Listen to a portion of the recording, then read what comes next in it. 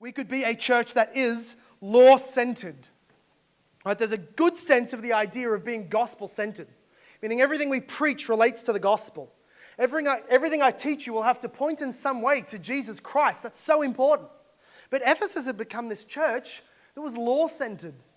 They'll mention the gospel maybe during communion, maybe at Easter. It's technically on their website if you go and look hard enough.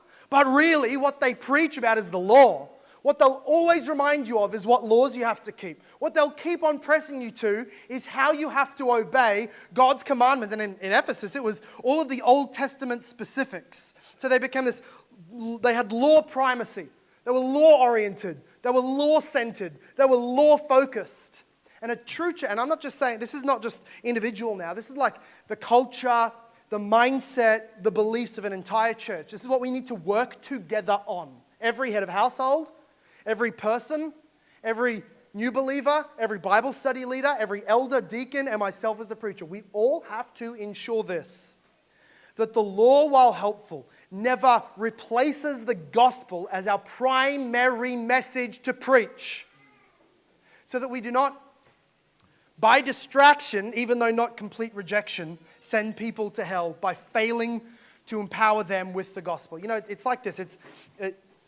Even if you tell me, I want to be able to fulfill and live under the blessing of the law, that even if I agreed with you that you should do that, like if you're an unbeliever, and you say, oh, I want to be righteous, I want to be great, I want to be the most holy person ever. Even if I agreed with you, that would be great. You still can't do that without the gospel. So I'm not just saying to get to heaven you need the gospel. I'm saying even to obey the law, you need the gospel. Because without the gospel, you just have your flesh and you'll fail. With the gospel, you have the Spirit to empower. With the law, you have a ruined conscience and you feel terrible. You're always suppressing it and you're getting from bad to worse. With the gospel, you have a clean conscience. You can feel better when you wake up in the morning knowing you're forgiven and you walk in righteousness. So the gospel is primary. It must be the continual message of a church.